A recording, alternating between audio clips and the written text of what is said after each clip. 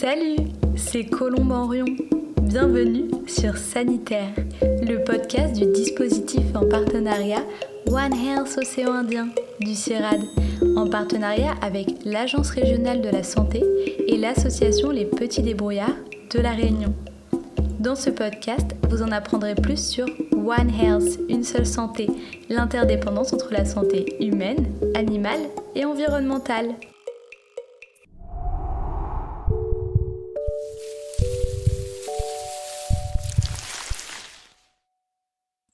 Aujourd'hui, nous allons vous parler du bien-être et de la santé animale dans les élevages. Pour cela, nous recevons Gilles Salva, vétérinaire, microbiologiste et directeur général délégué du pôle recherche et référence de l'ANSES. Bonjour Gilles. Bonjour.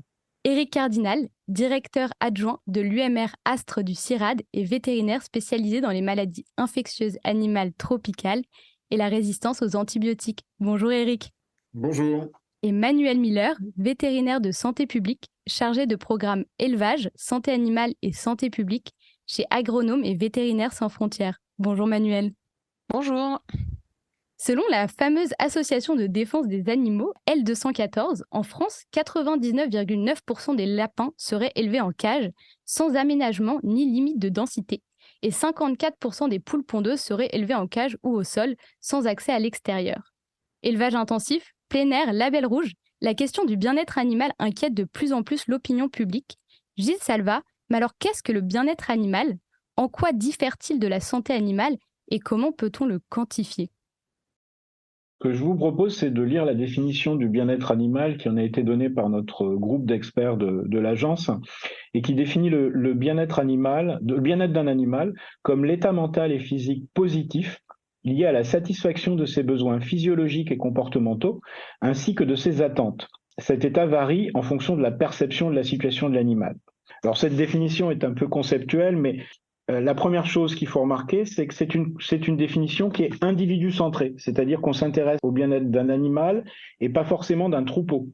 Parce qu'à l'intérieur d'un troupeau, les relations sociales peuvent changer le bien-être de certains animaux qui peuvent être par exemple les souffres-douleurs de leurs congénères. Mais ça ne minimise pas pour autant l'importance du groupe, puisque le groupe fait partie de l'environnement de l'animal au sein duquel il évolue. On va mesurer également, quand on mesure le bien-être animal, des signes d'expression d'émotions positives de l'animal, comme la satisfaction ou le plaisir. En gros, ça consiste à mettre les lunettes de l'animal et pas simplement avoir une vision anthropomorphique du bien-être des animaux. Mais dans ces cas-là, comment on fait pour justement réussir à savoir si l'animal est satisfait ou non ? Alors, on a un certain nombre de méthodes d'observation. On connaît les comportements ancestraux des espèces. Par exemple, on sait qu'une poule pondeuse qui est en bon état de bien-être, elle va réaliser des bains de poussière, elle va gratter le sol, tout un tas de comportements ancestraux de l'espèce dont on vérifie qu'ils sont bien mis en œuvre par des observations. Simplement, on filme les animaux dans leurs conditions d'élevage et on regarde le nombre d'animaux qui émettent ces comportements de l'animal. Quant aux émotions positives, on va dire que c'est quelque chose qui évolue avec notre observation des animaux et qui peut varier évidemment d'une espèce à l'autre, mais qui est en construction en quelque sorte. Mais alors pourtant, la notion d'élevage est très vaste. Manuel Miller, est-ce que vous pourriez nous parler des différents modèles d'élevage et en quoi ils peuvent impacter la santé et le bien-être animal ? Alors, c'est une question complexe parce que l'élevage, c'est par définition une activité très diverse selon les régions du monde, mais aussi selon les espèces qu'on élève. On pourrait presque dire qu'on a autant de modèles d'élevage que d'élevage. Alors, pas tout à fait, mais presque. Par exemple, si on prend l'élevage de volailles, pour suivre Gilles sur l'exemple des poules pondeuses, on peut aller dans certains pays d'un élevage de basse-cour familiale où on a d'une petite dizaine à quelques centaines maximum d'individus élevés en plein air, voire même en divagation au milieu du village, qui se nourrissent avec ce qu'ils trouvent. Mais ça peut même être des élevages commerciaux qui fonctionnent comme ça, jusqu'à l'élevage en batterie qu'on connaît, entre guillemets, dans nos pays développés, où les animaux sont en bâtiment d'un bout à l'autre de leur vie, ne voient absolument jamais ni la lumière, ni l'air extérieur et sont jusqu'à plusieurs centaines de milliers d'individus dans un même bâtiment. Donc on a un grand écart qui est énorme avec tout un tas d'intermédiaires entre les deux. Alors évidemment, en termes de capacité des animaux à exprimer leur comportement naturel, on voit assez facilement que selon les modèles d'élevage, on ne va pas avoir tout à fait les mêmes capacités pour les animaux à le faire, en fonction de l'enrichissement de l'environnement des animaux, etc. C'est vrai que de notre côté, on considère qu'on a plus facilement un bien-être animal respecté quand on est dans des conditions plus extensives, avec un moins grand nombre d'animaux, ou en tout cas un accès à un espace extérieur qui est garanti pour les animaux tout au long de leur vie. Le bien-être animal, c'est aussi un critère de choix qui est de plus en plus pris en compte par les consommateurs et consommatrices.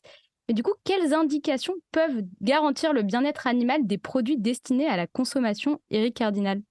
Réglementation, il y a peu d'indications spécifiques, je dirais, liées à la protection animale, dans la mesure où la réglementation va s'imposer à l'ensemble des produits qui sont destinés à la consommation humaine. Alors, malgré tout, il y a effectivement certaines marques qui ont développé des étiquetages un petit peu spécifiques, comme Casino, où ils promeuvent justement l'approche bien-être animal. Et il y a également certains labels qui sont dits qualitatifs, qui peuvent inclure d'ores et déjà dans leur cahier des charges des exigences en termes de bien-être animal. Je pense par exemple au label rouge, au label bio, nature et progrès. Ce qui importe réellement aujourd'hui, c'est que la réglementation s'applique au plus grand nombre. C'est ce que l'on cherche avec cette évolution de la réglementation, tant au niveau français qu'au niveau européen, pour justement produire des animaux dans le respect du bien-être animal, même s'ils sont destinés à la consommation humaine.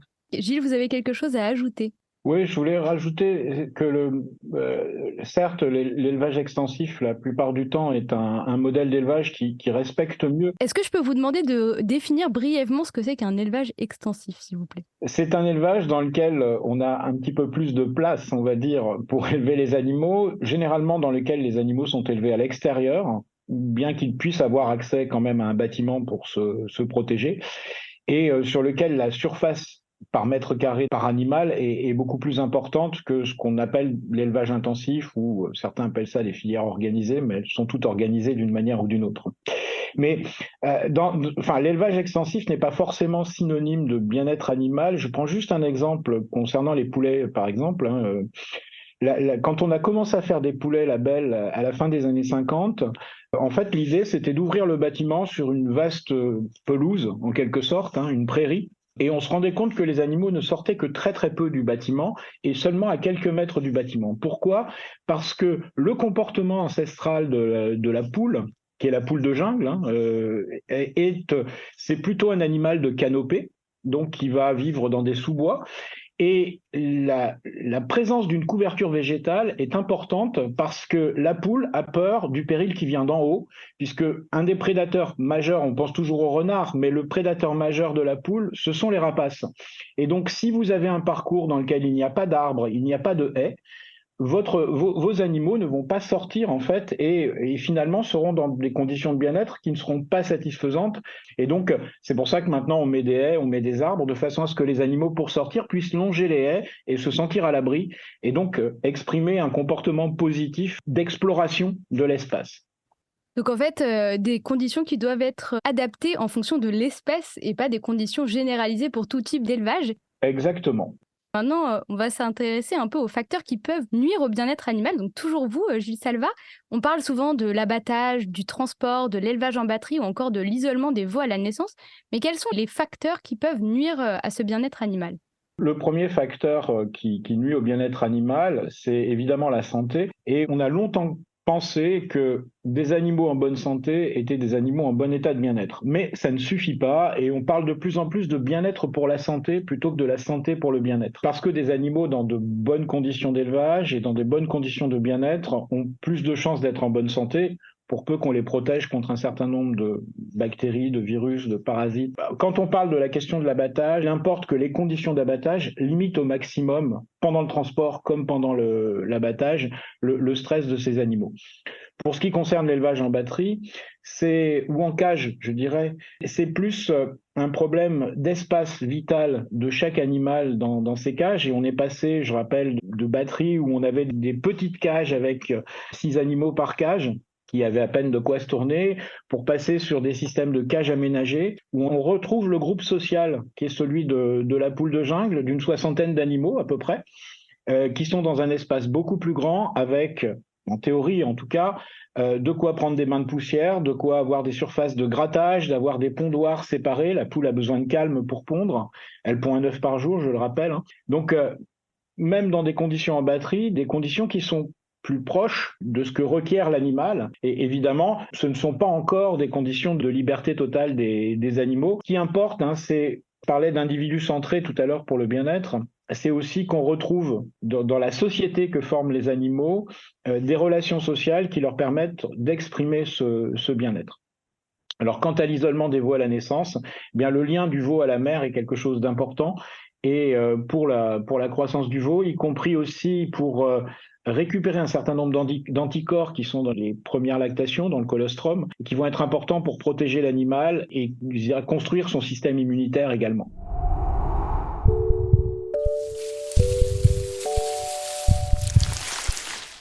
Maintenant, on va faire le parallèle avec les élevages pastoraux avec vous, Manuel Miller. Alors déjà, est-ce que vous pouvez définir un élevage pastoral? Alors, un élevage pastoral, donc déjà, on parle plutôt de grandes espèces, donc les espèces de ruminants, bovins, moutons, chèvres, donc, ou éventuellement camélidés, donc chameaux, dromadaires.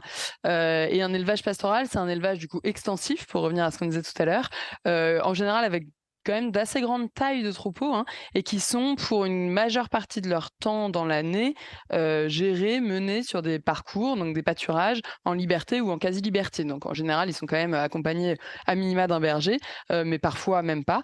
Et donc la caractéristique de l'élevage pastoral, c'est qu'il est nomade et qu'il se déplace pour aller trouver les ressources pour nourrir les animaux là où elles se trouvent, et on n'amène pas aux animaux les ressources, en particulier le fourrage qu'on a ramassé par ailleurs ou qu'on a acheté par ailleurs. Donc ça, on va dire que c'est un peu la définition de base de l'élevage pastoral, qui peut être en montagne, qui peut être dans des zones quasi désertiques comme la bande sahélienne en Afrique, qui peut être dans des grandes steppes froides comme en Asie centrale, par exemple en Mongolie.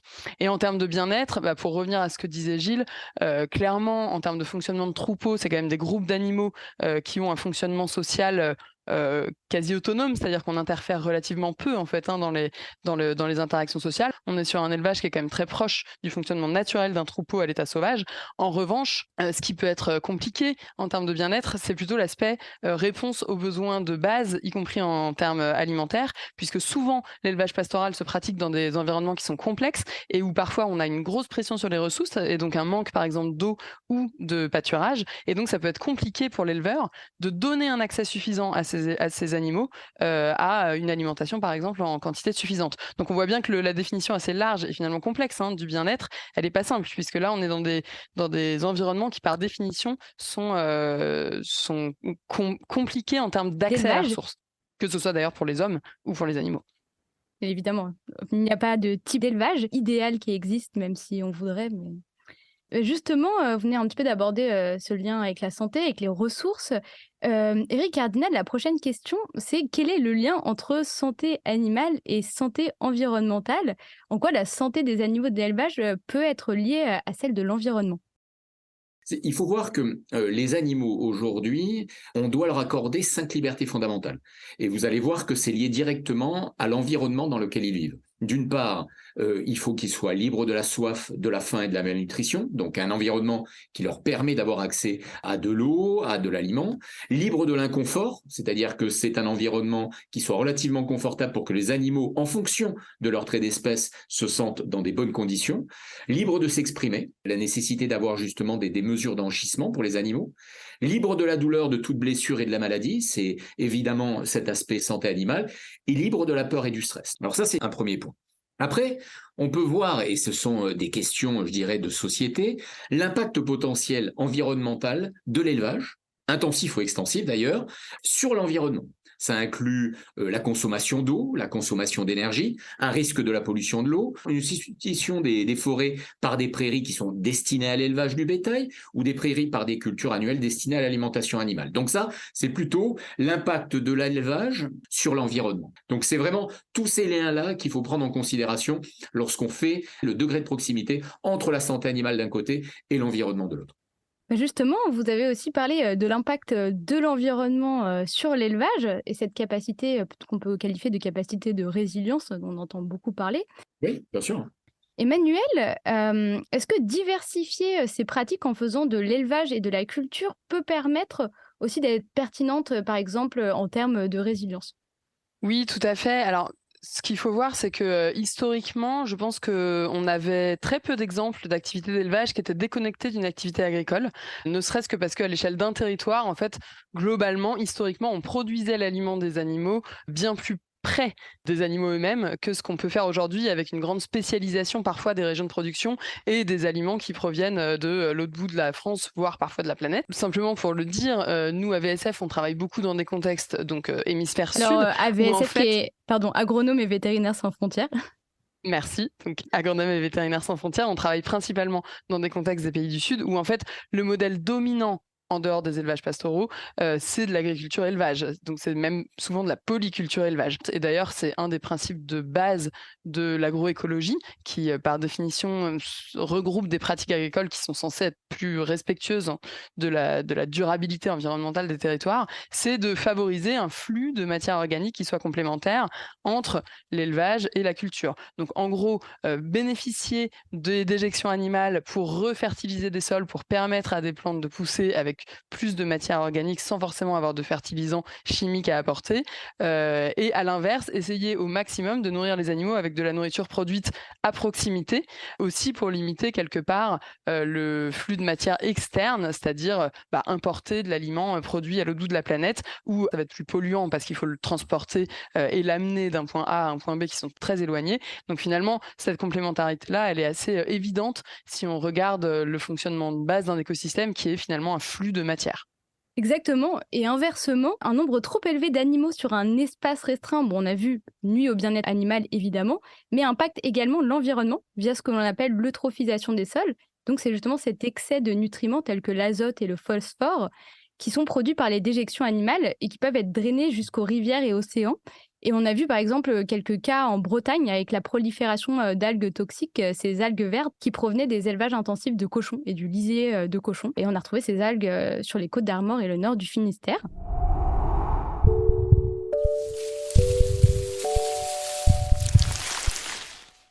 L'eutrophisation des sols n'est pas le seul impact environnemental provoqué par l'élevage intensif.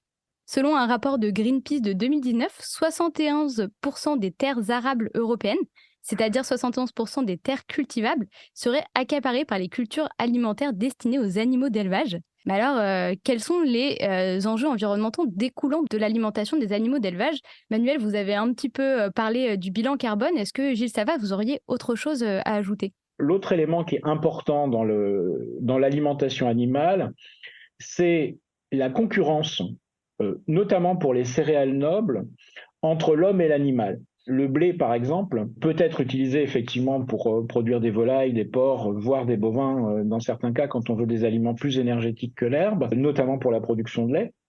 Mais le blé, c'est avant tout un aliment qui peut permettre de donner directement des aliments à l'homme. Ce qui veut dire que probablement à l'avenir, on aura à s'interroger d'une moindre dépendance de nos animaux d'élevage vis-à-vis de ces céréales nobles pour que les animaux d'élevage ne représentent pas une concurrence vis-à-vis de l'alimentation humaine, même s'ils sont destinés effectivement à l'alimentation humaine.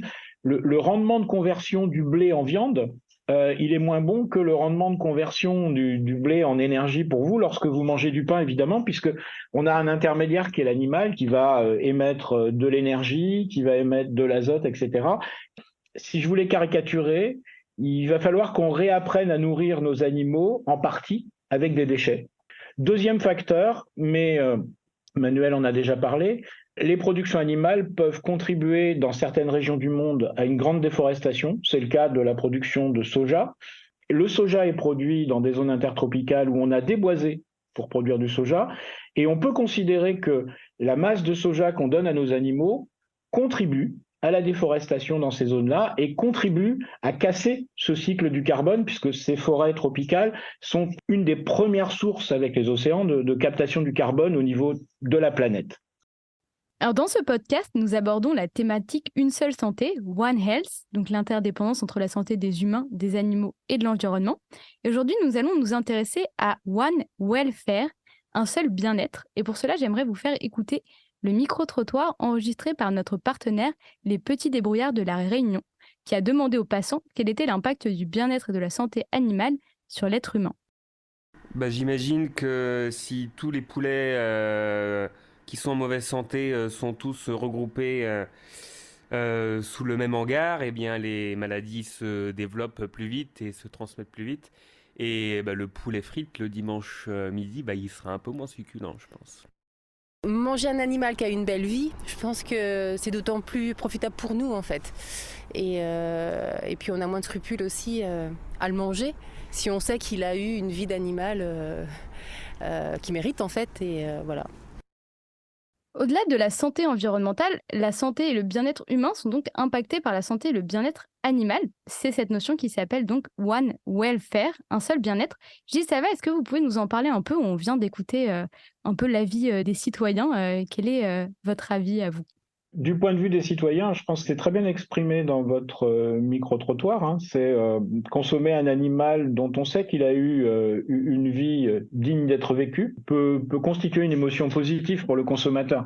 Mais je dirais que le One Welfare, c'est en premier le bien-être également des éleveurs. Parce que pour un éleveur, élever des animaux qui sont en souffrance, dont les conditions d'élevage ne sont pas favorables et vont favoriser des problèmes de santé qui peuvent être directement liés à des problèmes de bien-être. Quand vous avez trop de cochons dans une case, généralement, ils commencent à se manger la queue, par exemple, parce qu'ils n'ont pas assez de distraction. Et donc, ils mangent la queue de leurs congénères. D'ailleurs, c'est pour ça qu'on coupe les queues des cochons dans les élevages. Et alors, c'est la raison d'un certain nombre de mutilations. De la même façon, on coupe le bec des poules pondeuses pour éviter qu'elles se piquent les unes avec les autres. Simplement, on traite le symptôme, on ne traite pas la cause. La cause, c'est qu'il y a un manque d'espace et une relation de bien-être animal entre les individus qui n'est pas bonne. Donc, le One Welfare, c'est aussi produire des conditions d'élevage qui fassent que l'éleveur, dans son élevage, est fier de ce qu'il fait. Et le pire qu'on puisse entendre d'un éleveur, c'est qu'il ne consommerait jamais les produits qu'il a produits. On entend ça parfois dans quelques formations d'élevage. Et c'est dramatique parce que c'est pas un très bon signe quant au bien-être de l'éleveur et au bien-être de ses animaux. Donc c'est cette relation entre l'humain et l'animal qui est importante de construire ou de reconstruire. C'est une première chose, c'est aussi les conditions de travail. On peut avoir des méthodes d'élevage qui sont très satisfaisantes du point de vue du bien-être des animaux, mais qui vont entraîner une souffrance particulière de l'humain par rapport aux postures qu'il doit adopter. C'est vrai que les salles de traite, par exemple, peuvent sembler quelque chose d'assez mécanique et un peu inhumain dans son univers. C'est quelque chose qui a beaucoup libéré les éleveurs d'un certain nombre de maux, de dos, d'articulations, de troubles musculo-squelettiques, parce que faire par une machine ce que l'homme a du mal à faire parce qu'il faut se baisser, il faut se mettre assez bas pour traire une vache, que dire d'une chèvre. Donc c'est tout un tas de conditions de travail, en fait, qui vont d'une part, on l'espère, améliorer la santé et le bien-être des animaux, mais également améliorer le bien-être et la santé des éleveurs. Donc c'est tout ça One Welfare du point de vue de l'éleveur, et évidemment du point de vue du consommateur, c'est l'image qu'il se donne de lui-même en consommant l'animal ou son produit. Mais justement, vous venez de parler des éleveurs, et c'est les premiers à avoir beaucoup souffert des abattages massifs dus à des épizooties, qui, je le rappelle, sont des épidémies animales. Et cela a évidemment un fort impact psychologique sur la santé des éleveurs. Et les maladies animales, de manière générale, sont d'ailleurs un enjeu de taille. En effet, prévenir ces maladies fait partie des moyens mis en place pour contribuer au bien-être animal.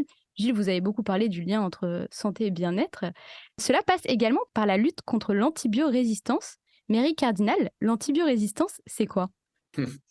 Alors, l'antibiorésistance, c'est quoi? Pour être le plus pragmatique possible, c'est la résistance aux antibiotiques. D'accord? Donc, les antibiotiques, c'est quoi? Ce sont des médicaments d'origine soit naturelle, soit synthétique, qui ont été créés pour lutter contre les maladies d'origine bactérienne, sans aucun effet donc sur les maladies virales, sur les virus. D'accord? Donc ça, déjà, c'est vraiment ce qui est important à bien comprendre. Alors, après la résistance aux antibiotiques, donc ça concerne donc ces bactéries, et en fait, il faut savoir déjà qu'il y a deux types de résistance. Il y a des résistances naturelles, c'est-à-dire que certaines bactéries ont de manière tout à fait naturelle, depuis la nuit des temps, une résistance par rapport à tel ou tel antibiotique. Et ce qui est plus grave, c'est que cette résistance peut également s'acquérir entre des partages d'informations génétiques entre les bactéries entre elles, pour devenir résistantes au fur et à mesure du temps par rapport à tel ou tel antibiotique. Alors, il faut voir que la résistance aux antibiotiques, finalement, c'est quasiment un phénomène naturel que l'on connaît depuis l'identification de la pénicilline par Fleming en 1928, eh bien, on a eu de manière systématique, à chaque fois qu'un antibiotique a été découvert, eh bien, quelques années après, de la résistance qui s'est manifestée naturellement. Alors, pourquoi cette résistance? Et c'est bien ça le problème, puisqu'on a besoin d'avoir des bactéries qui restent sensibles aux antibiotiques si on peut, si on souhaite les soigner lorsqu'il s'agit de bactéries pathogènes, notamment pour l'homme ou pour l'animal. Et donc, qu'est-ce qui explique finalement cette antibiorésistance? Eh bien, c'est l'utilisation excessive de toute façon d'antibiotiques. L'utilisation excessive d'antibiotiques, que ça soit chez l'homme ou chez l'animal. L'utilisation inappropriée d'antibiotiques, c'est-à-dire le surdosage, ou l'utilisation de manière trop longue sur le temps, ou bien trop courte, ou bien avec des doses qui ne sont pas celles que l'on doit utiliser, eh bien tout ça favorise la résistance aux antibiotiques. Et chez l'animal, ça a été longtemps pointé du doigt, les antibiotiques ont été utilisés notamment sur les espèces à cycle court, notamment les porcs et les volailles, mais aussi également sur les ruminants, comme promoteur de croissance. C'est-à-dire que l'idée, c'était qu'on donne ça aux jeunes animaux, aux poussins, aux porcelets, pour que leur capacité à produire soit plus importante en supprimant justement la quelque pression sanitaire sur les animaux. Et justement, limiter l'utilisation d'antibiotiques permet de limiter cette antibiorésistance. Merci Eric. Justement, vous venez de mentionner le promoteur de croissance. Et la question qui me vient, c'est comment sont utilisés les antibiotiques actuellement en France? Est-ce que c'est de la prévention? Est-ce que c'est du soin? Ou est-ce que justement, il y a ce côté promoteur de croissance? Qu'en est-il, Gilles Salva? Alors, les promoteurs de croissance sont interdits en Europe définitivement depuis 2006, les antibiotiques facteurs de croissance. Les promoteurs de croissance étaient une espèce de béquille qu'on se donnait pour rétablir un équilibre de la flore intestinale des animaux qui permettent d'exprimer au mieux les performances génétiques des animaux en rééquilibrant leur flore intestinale. Et un autre moyen de rééquilibrer leur flore intestinale, c'est de les élever dans de bonnes conditions pour que leur flore intestinale se développe bien et se passer de promoteurs de croissance. Alors, ils ont été interdits parce qu'ils sélectionnaient des résistances qui pouvaient poser des problèmes dans le traitement de certaines infections humaines, notamment des infections à entérocoques. Et donc, l'Europe les a interdits. Ça reste pour le moment le seul continent quasiment où c'est interdit. Donc, il faut savoir que d'autres pays du monde utilisent encore ces facteurs de croissance. Alors, dans un premier temps, quand on a arrêté ces promoteurs de croissance sans changer les méthodes d'élevage, on a eu beaucoup de problèmes de traitement de maladies qui n'apparaissaient pas du fait de ces promoteurs de croissance et qui sont apparus. Et en fait, paradoxalement, en interdisant les promoteurs de croissance, on a augmenté l'utilisation des antibiotiques. Et puis, on a appris à faire mieux, et donc on a pu petit à petit diminuer ces antibiotiques. Alors, déjà, en arrêtant de les utiliser en prophylaxie, c'est-à-dire en donnant des antibiotiques avant même que les animaux soient malades, pour passer des périodes critiques comme le jeûnage chez le poussin, comme le sevrage chez les porcelets ou chez le veau, pour les diarrhées du premier âge chez le veau, qui sont liées aussi au fait que comme on a coupé le veau de sa mère, il n'a pas eu ses anticorps qui lui servent à se protéger, donc il fait des diarrhées. On a réglementé et interdit cette prophylaxie antibiotique. Alors, on a aussi utilisé beaucoup, et on l'utilise encore un petit peu, la métaphylaxie, c'est-à-dire que dans un troupeau, dès qu'un animal est malade, on traite tout le troupeau. Il y a d'autres méthodes qui consistent à isoler les animaux malades et à se poser la question de savoir pourquoi ils sont malades, de les soigner. Effectivement, on a besoin des antibiotiques pour soigner les maladies infectieuses bactériennes et il faut continuer à pouvoir les utiliser, mais en n'utilisant pas les antibiotiques sur tout le troupeau, par exemple, en ayant des infirmeries en quelque sorte où traiter ces animaux qui sont malades. Et justement, vous avez signalé que l'Europe était un des rares continents à avoir interdit le promoteur de croissance depuis 2006. Que se passe-t-il dans les pays du Sud, où il y a aussi des enjeux probablement de médicaments illégaux, de manque de recommandations ou autres? Est-ce que vous pouvez nous en parler, Manuel Müller? Oui, tout à fait. C'est effectivement des problématiques très importantes dans ces pays-là. Et je dirais qu'il y a un peu 3 grands niveaux d'enjeux. Il y a déjà l'amont, c'est-à-dire comment on encadre la mise sur le marché et la circulation des médicaments. Il y a le niveau usager, c'est-à-dire les éleveurs et comment ils sont conseillés, encadrés pour l'usage de ces médicaments. Et puis le troisième, c'est aussi, et on y pense moins souvent, la gestion des déchets de soins, donc des flacons usagés et autres matériels d'injection. Et donc à ces 3 niveaux, dans des pays où on est dans des contextes où le contrôle est peut-être bien moins organisé et a beaucoup moins de moyens en fait que dans les pays du Nord où on a des services publics beaucoup plus développés, à ces 3 niveaux, il y a des grosses problématiques. Alors très rapidement, sur la mise sur le marché, donc on a des réglementations qui sont la plupart du temps, effectivement, moins contraignantes que les réglementations européennes, mais malgré tout, elles existent. Par contre, les moyens de les mettre en œuvre sont très limités. Et donc, on a, dans pas mal de pays dans lesquels on travaille... Est-ce que, juste, vous pourriez donner des Oui. exemples de pays? Ouais, tout à fait. Donc, par exemple, on travaille dans le sud du Sénégal, dans la région Casamance, qui est une région qui est transfrontalière entre la Gambie au nord, donc le Sénégal dans lequel elle se situe, et la Guinée au sud. Et ces régions transfrontalières, c'est par définition des régions de flux de marchandises et d'échanges très importants, et aussi, malheureusement, de trafic et de commercialisation de produits illégaux, mis sur le marché illégalement. Et on sait qu'il y a des accès très faciles sur quasiment tous les marchés. Nos équipes retrouvent des étals de médicaments mis sur le marché sans aucune autorisation. C'est-à-dire que c'est des médicaments...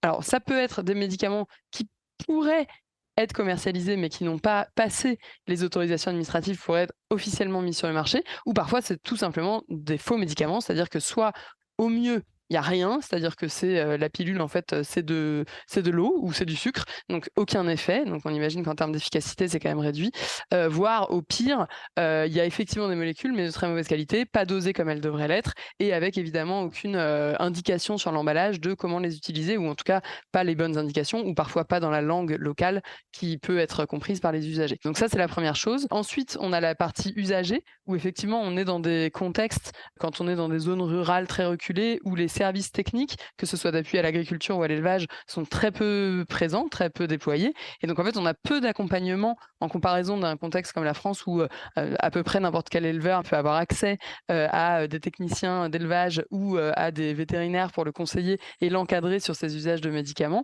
Et peut-être juste un mot sur le dernier aspect que je citais, les déchets. C'est vrai que sans encadrement de ces pratiques-là, on constate parfois, on l'a constaté au Sénégal, mais aussi dans d'autres contextes comme le Cambodge, des gestions très défectueuses des déchets de soins, donc que ce soit les aiguilles, les flacons usagés ou autres, qui sont tout simplement jetés tels quels dans la nature, dans les fossés ou autres. Et alors là, en termes de développement d'antibiorésistance, on est très mauvais parce que quand il s'agit encore une fois d'antibiotiques, déverser tel quel des restes de flacons dans l'environnement sans aucun contrôle. Alors là, voilà, comme les compartiments environnement animal sont tout à fait, voilà, les pathogènes circulent entre tout ça, on alimente fortement les risques de développement d'antibiorésistance.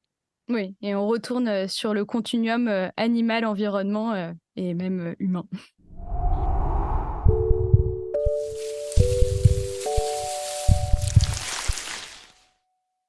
Et au-delà de la santé animale, en France, quels sont les risques de retrouver des traces d'antibiotiques dans la viande que nous consommons, Éric Cardinal? Eh bien, alors, le fait de retrouver potentiellement des traces d'antibiotiques dans la viande, où que l'on soit dans le monde, ça dépend des pratiques d'utilisation des antibiotiques, comme on le précisait tout à l'heure, que ce soit Gilles ou Manuel. En gros, si vous voulez, il faut limiter l'usage des antibiotiques. Donc, si vous utilisez des antibiotiques, potentiellement, eh bien, ça va se retrouver, bien sûr, dans le sang, mais ensuite dans certains organes et même dans la viande. Donc, théoriquement, aujourd'hui, comme l'a précisé Gilles, on n'utilise plus d'antibiotiques en France et en Europe à titre de promoteur de croissance. Donc, en revanche, on peut les utiliser, et c'est toujours le cas aujourd'hui, lorsqu'on a des indications thérapeutiques. Si tel est le cas, lorsqu'on utilise des antibiotiques, on a dans la réglementation européenne la nécessité de respecter ce dont vient Emmanuel de parler, le temps d'attente. Le temps d'attente, c'est quoi? C'est justement la durée pour éliminer, je dirais, le produit de l'organisme de l'animal.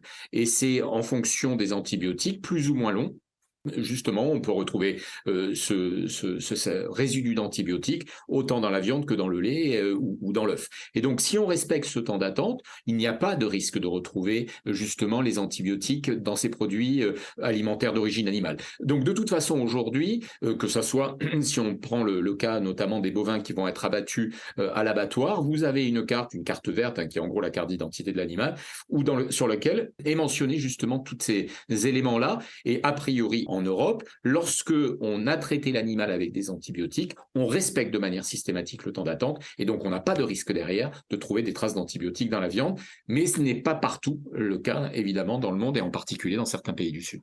Et bien justement, vous anticipez ma prochaine question. Manuel Miller, comment on peut savoir dans les pays du Sud s'il y a un risque de retrouver des antibiotiques dans la viande qui est consommée? Alors, je ferai une réponse un peu en deux parties. Clairement, la partie négative de la chose, c'est l'absence de traçabilité, et ce qui est relativement généralisé dans pas mal de systèmes de production agricole et d'élevage dans ces pays-là. Donc, peu de traçabilité sur les animaux, donc les animaux ne sont pas forcément identifiés, peu de traçabilité sur les traitements qu'ils ont reçus, et peu de traçabilité sur la chaîne de consommation, c'est-à-dire retrouver quel est l'animal qu'on a consommé, hormis si c'est un animal qu'on a acheté sur le marché, ça va être compliqué. Donc ça, c'est le côté noir de la chose, c'est-à-dire que ça va être en réalité compliqué, très honnêtement, d'avoir une garantie sur l'absence de résidus si les animaux ont été traités. Par contre, peut-être le volet positif, alors qu'il y a aussi ses inconvénients, c'est que dans pas mal de ces régions-là, finalement, l'accès à ces molécules, comme je disais, il peut être très limité. Un autre exemple, on travaille en Éthiopie, dans le sud de l'Éthiopie, sur du petit élevage bovin laitier en zone de montagne. En fait, ces familles d'éleveurs dans des zones rurales assez reculées, difficiles d'accès, parce que c'est de la montagne, voilà, les pistes sont mauvaises, etc., ont en fait un accès très très limité aux médicaments allopathiques, donc aux médicaments commerciaux, et donc tout simplement ne traitent pas leurs animaux. Donc là, quelque part, c'est un problème, parce qu'en cas de pathologie, ils n'ont pas d'accès à des traitements, mais d'un autre côté, en termes de risque pour la santé humaine et pour le développement d'antibiorésistance, malgré tout, cette absence totale d'accès, ça présente quelque part un avantage pour la santé du consommateur. Donc voilà, c'est assez contrasté en fait, les risques et la manière dont on peut y être exposé. Alors, un rapport de l'OMS, l'Organisation mondiale de la santé, publié en 2019, montre que 700 000 personnes meurent chaque année d'infections bactériennes résistantes. Par exemple, les salmonelles, à l'origine des salmonelloses, ont longtemps été toutes sensibles aux antibiotiques. Et ce n'est plus le cas pour une seule d'entre elles aujourd'hui. En quoi l'antibiorésistance, c'est également un problème pour l'être humain, Eric Cardinal? L'exemple que vous avez pris, il est assez flagrant. C'est ce dont je parlais tout à l'heure, effectivement. C'est les salmonelles qui, normalement, sont sensibles à tous les antibiotiques connus au départ, ce qu'on appelle le phénotype sauvage, de manière initiale. Eh bien, finalement, aujourd'hui, c'est extrêmement compliqué de retrouver, effectivement, des salmonelles qui puissent être sensibles à tous les antibiotiques. C'est juste exceptionnel. Il y a souvent de la multirésistance que l'on retrouve chez ces bactéries-là. Et de fait, quel est le problème derrière? C'est bien sûr de ne pas être en capacité de soigner les bactérioses classiques chez l'être humain. Si demain, on n'est pas capable de soigner une gastroentérite, on n'est pas capable de soigner une angine, alors que c'est lié à des bactéries qui sont relativement classiques, mais nous n'avons plus l'arsenal pour nous débarrasser de ces pathogènes, c'est là où ça va devenir vraiment compliqué. Et effectivement, il y a un rapport, c'est le rapport d'O'Neill, qui dit que en 2050, vous voyez, le nombre de morts liés à cette problématique de la résistance aux antibiotiques aura dépassé le nombre de morts liés au cancer. Donc c'est un véritable sujet. Et c'est pour ça qu'un travail doit être fait sur tous les consommateurs, je dirais, et tous les prescripteurs d'antibiotiques. Chez l'homme, il faut aussi limiter justement le recours aux antibiotiques. Rappelez-vous le slogan « les antibiotiques ne sont pas automatiques », mais c'est réel, c'est vraiment un problème que on doit prendre à bras-le-corps, et c'est uniquement en baissant le niveau de consommation qu'on pourra effectivement éviter ce problème de résistance aux antibiotiques. Dans la deuxième partie de cet épisode, nous verrons les moyens mis en œuvre pour limiter cette antibiorésistance. Elle sortira le 15 avril, alors surtout, ne la ratez pas.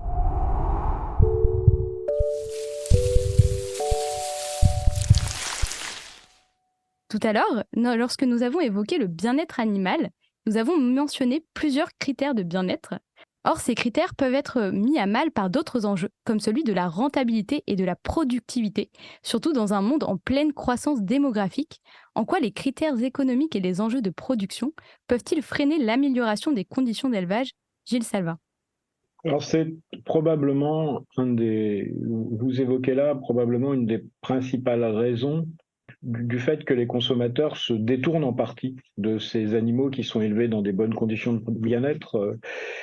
Eric citait tout à l'heure les labels rouges, les appellations d'origine protégée ou contrôlée, tous ces animaux qui sont élevés, ou les animaux bio élevés dans le cahier des charges de production bio. Tous ces animaux élevés dans ces conditions, évidemment, coûtent beaucoup plus cher, à la fois parce que leurs performances de croissance sont moindres, ce ne sont pas les mêmes souches qui sont utilisées, les mêmes génétiques, à la fois parce que les conditions d'élevage coûtent plus cher, il faut plus de mètres carrés pour élever un animal.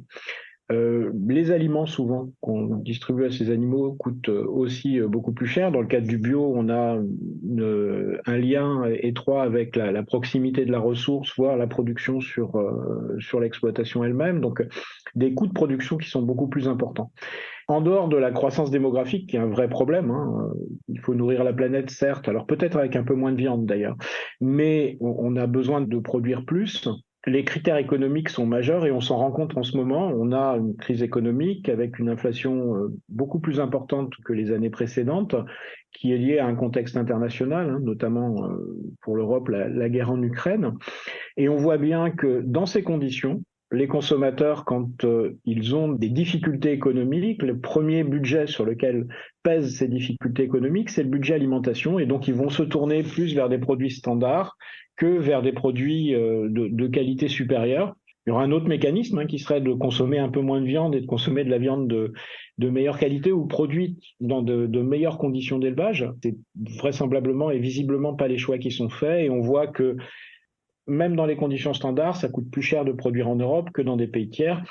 Et on voit bien qu'en ce moment, par exemple, on a supprimé les barrières douanières entre l'Ukraine et l'Europe pour favoriser un redémarrage économique ou un maintien économique en Ukraine. On voit bien que des viandes d'importation qui venaient de pays tiers viennent actuellement, pour ce qui est consommé en France, notamment en restauration collective, viennent beaucoup d'Ukraine. Globalement, ça tire les prix vers le bas pour les productions standards, et ça ne permet pas aux éleveurs d'avoir de bonnes conditions de vie derrière et de rentabilité de leurs élevages. Donc tout ça est extrêmement imbriqué, effectivement, et une des conditions d'amélioration du bien-être animal, c'est qu'on ait un consentement à payer et un consentement à remonter un petit peu la part de l'alimentation dans le budget des ménages au détriment d'autres choses, mais ça veut dire aussi qu'il faudrait, par exemple, que le prix du logement diminue, que le prix des téléphones portables diminue, ou en tout cas de leurs abonnements, etc., parce que dans les années 60, en gros, le budget d'un ménage, c'était entre 20 et 25% pour l'alimentation. Actuellement, on est à peu près à 5 à 7% du budget d'un ménage pour consacré à l'alimentation. Et donc, en fait, c'est vraiment l'ensemble du système économique qu'il faut interroger pour je dirais, améliorer les conditions de bien-être des animaux et changer les méthodes d'élevage. On ne peut pas fonctionner uniquement en silo, il faut avoir une réflexion économique beaucoup plus globale. Toujours une réflexion systémique et pas centrée. Bon, alors, bœuf, volaille et autres, qu'en est-il de la concurrence déloyale suite à des accords comme l'accord de libre-échange entre l'Union européenne et le Mercosur, ce marché commun regroupant plusieurs pays d'Amérique du Sud? Eric Cardinal. Je vais rebondir sur ce que vient de dire Gilles. Là aussi, il faut avoir une approche systémique. C'est évidemment, tout est question d'équilibre et en particulier lorsqu'on traite de questions justement d'échange entre les grandes zones économiques et politiques de notre planète. De toute façon, si par exemple on prend l'exemple du Mercosur, donc marché Mercado Común del Sur, donc le marché d'Amérique du Sud, fait partie de l'échange cette viande notamment de bovin. Alors pourquoi cette viande de bovin? Il faut comprendre que en Amérique du Sud, eh bien on a du bétail directement sur place avec d'énormes parcelles de maïs, de soja. Et donc forcément, l'aliment du bétail qui correspond à un coût extrêmement élevé du coût de production sur un ruminant, mais aussi sur les volailles ou sur les porcs, eh bien finalement, avec un accès beaucoup plus simple à ces aliments, eh bien on a un coût de production plus bas, d'autant plus que la main-d'œuvre est moins chère. Je voulais simplement réagir par rapport à ça en citant un exemple d'un autre domaine qui est celui de la déforestation. On peut aussi décider parfois de faire des choix de régulation des marchés qui sont liés à des choix de société, comme disait Eric. Donc, par exemple, c'est tout récent, et je pense que ça ne va pas être simple à appliquer, mais en Europe, on a décidé de légiférer sur ce qu'on appelle la déforestation importée, c'est-à-dire vérifier quand on importe un produit qu'il n'a pas été produit dans des conditions qui ont généré de la déforestation à l'endroit où il a été produit. Et donc de décider de se donner les moyens, encore une fois ça va peut-être pas être simple, de vérifier qu'on ne consomme pas de manière indirecte de la déforestation. Peut-être que ce genre de mesures dans d'autres domaines, par exemple quantité d'utilisation de pesticides sur telle ou telle production, conditions de bien-être d'élevage des animaux, utilisation ou non de promoteurs de croissance, etc., pourrait aussi donner lieu à une manière de rééquilibrer les modes de production derrière les produits qui sont échangés. C'était la petite remarque que je voulais ajouter sur ce sujet. Merci Manuel. Antibiorésistance, conditions d'élevage, enjeux de production et de rentabilité. Nous aurons compris que la santé et le bien-être animal dans les élevages font face à de nombreux défis. Les réponses à ces défis seront abordées dans la seconde partie de cet épisode, alors ne la ratez pas.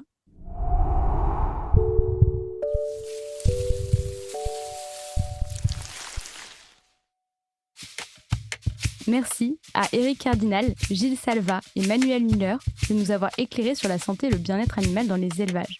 On vous retrouve le 15 avril dans une seconde partie d'épisode où nous verrons ensemble les solutions envisagées afin d'améliorer les conditions d'élevage et du même coup maximiser la santé et le bien-être animal, humain et environnemental.